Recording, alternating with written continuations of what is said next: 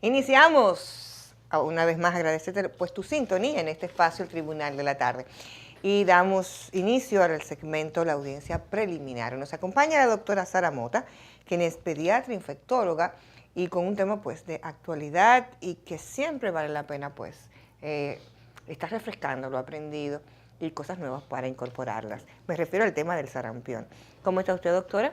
Buenas tardes, gracias Mildred y gracias a los demás y al público. Mira, da pena hablar de sarampión a esta altura.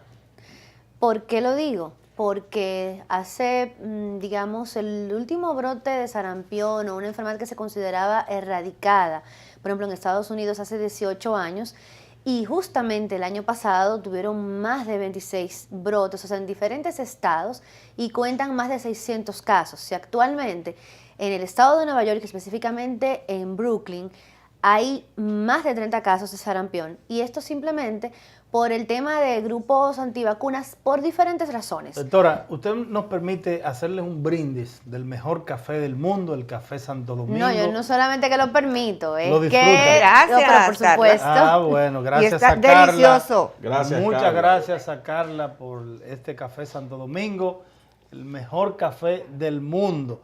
Bueno, precisamente, doctora, yo pensé que el sarampión ya era cosa del pasado. Y es que lo era. Aquí en la República Dominicana, ¿cómo está? No, afortunadamente nosotros no tenemos casos autóctonos. Para que se entienda que es un caso autóctono. Un caso autóctono es un caso que es propio de aquí, donde, por ejemplo, viene alguien no vacunado, lo trae. Y, por ejemplo, si ese caso importado no se controla y entonces, por ejemplo, yo vengo y lo traigo de fuera, por ejemplo, yo vengo de Europa y vengo con sarampión y te contagio a ti. Si no se controla ahí y tú contagias, por ejemplo, a Mildred, ya Mildred es un caso autóctono. Entonces, eso sí es preocupante. Nosotros no tenemos casos autóctonos, hace varios años que no presentamos. Hemos tenido casos importados, pero afortunadamente, gracias a la notificación inmediata, pues eso se ha controlado donde se ha presentado y han sido precisamente a veces turistas y eso, pero nosotros no hemos tenido casos. Pero podemos decir que contamos con las políticas sanitarias correctas a tiempo para prevenir. ¿Por qué? Porque usted ha hablado de casos, por ejemplo, en los Estados Unidos y en estados donde hay mucha presencia de latinos, especialmente dominicanos. Así es. Y que estamos incluso en una época donde los dominicanos tienden a venir en masas y nosotros también ir a los Estados Unidos y a compartir con ellos. Nosotros tenemos varias ventajas. Vamos a decir, por ejemplo, que en sentido general el dominicano no es antivacuna. Usualmente la gente incluso lo que necesita es un poquito más de educación porque muchas veces la gente lo que falla es en saber la importancia, pero no se niega rotundamente, a diferencia de otros países y comunidades, precisamente en Europa y Estados Unidos, donde no solamente es que no vacunan, es que hacen una campaña en contra de la vacunación. Y hay estados donde la vacunación no es obligatoria, donde se deja a decisión de los padres vacunar al niño o no. Entonces, nosotros tenemos varias ventajas. Tenemos unas coberturas buenas, lo que tenemos que tratar de mantener esas coberturas vacunales. El Ministerio de Salud Pública actualmente está incluso colocando 2 vacunas de triple viral. La vacuna que previene el sarampión viene contenida en lo que se conoce como triple viral, sarampión, rubéolas y paperas, que se coloca a los niños a los 12 meses de vida, es decir, al año de edad. Y actualmente se recomienda, antes con una sola dosis era suficiente. Las recomendaciones más actuales nos dicen que tenemos que poner 2 dosis de esa vacuna. Se coloca una al año y luego otra que se puede poner a los 6 meses de esa o por lo menos antes de los 4 años. Incluso se recomienda que personas adultas como nosotros que nos vacunamos hace ya un ratito, si vamos por ejemplo a viajar, nos vacunemos. Okay. De hecho, hace unos 2 o 3 años... No importa el destino, doctora. Mira, cuando se trata, hasta actualmente solamente se recomendaría quizás a los países que hay brote, pero en sentido general, la recomendación es que como hay varios casos, mira, hay casos en Estados Unidos, hubo casos en Colombia, ha habido casos en Europa. Generalmente, si tú vas, por ejemplo, al PAI a buscar vacuna de fiebre amarilla, que es una vacuna obligatoria para viajar a Brasil, por ejemplo, te van a poner una dosis de polio para prevenir y te van a poner una dosis de sarampión, usualmente sarampión combinada con rubeola.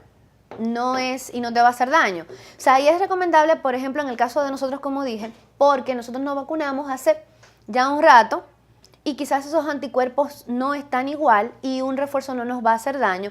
Y de esa manera también podemos evitar propagar, porque lo que pasa es que el sarampión es muy contagioso. Solamente yo necesito tener una persona en un sitio como este cerrado, toser o estornudar y esas gotitas se expanden en el aire y es muy contagioso. Entonces, el problema es que cuando teníamos sarampión, antes de la vacuna, cuando el sarampión era una enfermedad endémica en todo el mundo, usualmente era una enfermedad de niños pequeños. O sea, a los 4 años era difícil que usted llegara a los 5 años y no le haya dado sarampión. Pero como ya no tenemos esa estabilidad, sino que son brotes que son así aislados, tú puedes tener sarampión en una persona pequeña, pero también puedes tener sarampión en un adulto.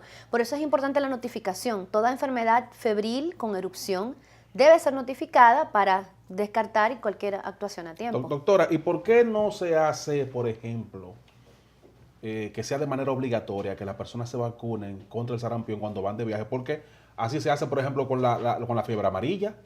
La fiebre amarilla en algunos países. Claro, en algunos países exigen. Para poder ingresar, sí, para decir el ejemplo que ella justamente señaló. Incluso tú tienes que ir al usted mencionaba ahorita el PAI, que es el programa ampliado de inmunizaciones. Usted debe ir allí incluso con su pasaporte y explicar cuando usted va de viaje y allí Y ahí hay una oportunidad, y ahí se crea una oportunidad. Por ejemplo, yo recuerdo que hace unos años iba a viajar a Sudamérica y fui buscando vacuna de fiebre amarilla. Y una amable doctora me dijo, ay, qué bien, vamos a ponerle polio. El polio es tomado, no hay problema. Y vamos a ponerle sarampión. Digo yo, ay, es verdad, mija.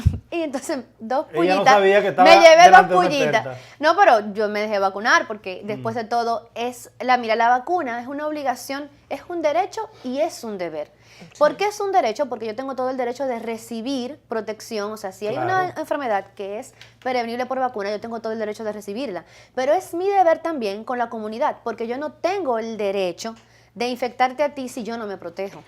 Y deberían ser obligatorias. Hay algunos países, por ejemplo, una de las cosas, algunas ventajas que tienen ciertos sistemas es que en cuanto a salud todo se hace obligatorio. En Cuba, por ejemplo, si en la demarcación donde yo debo trabajar, un niño tiene una enfermedad prevenible por vacuna, tú sabes que no me va a ir bien. Así mismo es. Pero no en todos los países se tiene esa legislación y en muchos estados, aunque las vacunas se ofrezcan gratuitamente, se deja a la elección de los padres el decidir si van a vacunar o no. Entonces, esas situaciones más grupos que se levantan y hacen malas campañas y más rumores que han relacionado a las vacunas con diferentes enfermedades, que investigaciones serias han demostrado y desmontado todos esos mitos, pero que se siguen dando. O sea, se siguen dando esos rumores, han llevado a que bajen las coberturas de vacuna y entonces cuando tú tienes una población donde no se vacunan y esas personas viajan a un sitio donde hay el brote, regresan a la comunidad y... Lo que pasa es que esas campañas, usted sabe cómo es, entonces si no hay enfermos, si no hay pacientes, no hay probabilidad de curarlos. Por eso por eso es que tiene que mantenerse la educación, porque precisamente ocurre... Como yo le digo, por ejemplo, a una madre que vacuna a su hijo contra el sarampión y le doy la importancia si ella nunca vio sarampión en su vida, nunca ha visto un caso. Pero precisamente en eso se basa la educación.